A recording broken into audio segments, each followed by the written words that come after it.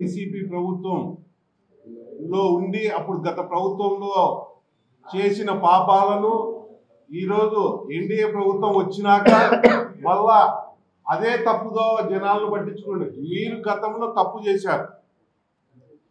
True of ఛార్జీల పేరుతో వేల కోట్లు పెంచి జనాల పైన భారం మోపి ఈరోజు దాన్ని ఎన్డీఏ ప్రభుత్వం చంద్రబాబు నాయుడు గారు ముఖ్యమంత్రి అయినాక ఈ విధంగా ఛార్జీలు వేస్తున్నారని జనాలను మోసం చేసే విధంగా తెలియజేయాలని ప్రజల్లోకి వెళ్తున్నారు. మిమ్మల్ని ఎవరు వినే ప్రసక్తిలో లేరు. జగన్మోహన్ రెడ్డి 5 ఏళ్లలో తుగ్లక్ పాలన చేసేది ప్రజలకు అందరికీ తెలిసే ఆయనకు 11 సీట్లతోనే పక్కన పెట్టారు.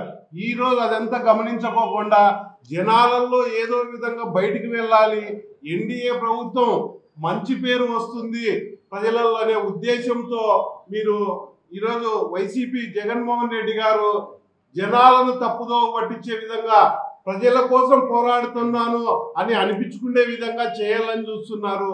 కానీ అది జనాలు ఎప్పుడు నమ్మే ప్రసక్తిలో లేనే లేరు. మీరు గత ప్రభుత్వం చంద్రబాబు నాయుడు గారు ముఖ్యమంత్రిగా ఉన్నప్పుడు మిగులు కరెంటు ఈ రాష్ట్రానికి ఇచ్చిపోతే మీరు మీ 5 ఏళ్లలో ఏం చేశారో ఒక్కసారి గుర్తు చేసుకోండి. మీ కమిషన్ల కోసం ఇష్టానుసారంగా కొనుగోలు చేసి జెన్కో ఈ రాష్ట్రానికి ఎంత మేలు చేసేది. 5 రూపాయలు విద్యుత్ ఉత్పత్తికి యూనిట్కి వచ్చేదాన్ని మీ కమిషన్ల కోసం 8 రూపాయల నుంచి 14 రూపాయల వరకు కొనుగోలు చేయడము అది మీ కకృతి.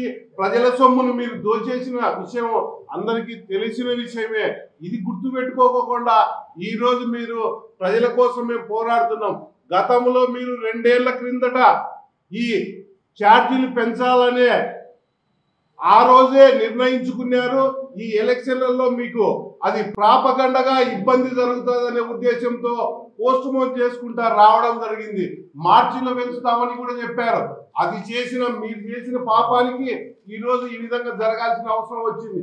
ఇక్కడ ప్రజల కోసము చంద్రబాబు నాయుడు గారు మంచి పాలన ఎన్డీఏ ప్రభుత్వం ఇస్తా ఉంటే అది చూచి ఓడ్చలేక నువ్వు ఈరోజు ఈ విధంగా మాట్లాడుతున్నారంటే మీరు ఒకటే జరుగుతుంది.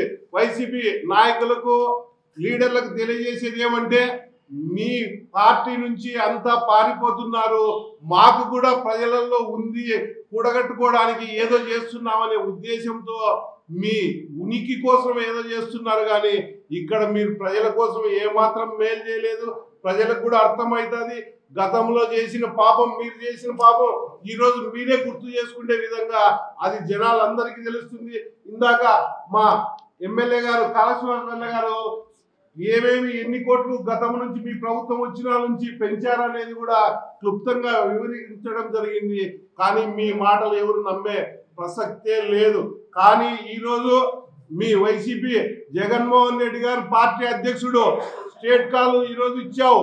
నువ్వే ఎక్కడ పాల్గొనుకోకుండా నువ్వు అబద్ధం చెప్పావనే నిదర్శనంతో నువ్వు బెంగళూరుకి పోతా ఉన్నావు. ఆన్ ద వేలో నువ్వు నిజమైన ప్రజలకు నిజంగా నువ్వు మేలు చేయాలనుకుంటే నువ్వు ఈ కార్యక్రమంలో ఎక్కడో చోట పాల్గొనవచ్చు. ఎందుకంటే పాల్గొనలేవు. నువ్వు గతంలో చేసిన పొరపాట్లు అది అందరికీ అర్థమైందనే ఉద్దేశంతో ఇచ్చింది ప్రజలకు. దీన్ని మీ మాటలను ఎవరు మీ మోసపూరిత కట్టుకథలు వినే ప్రసక్తే లేదని తెలియజేసుకుంటున్నాం.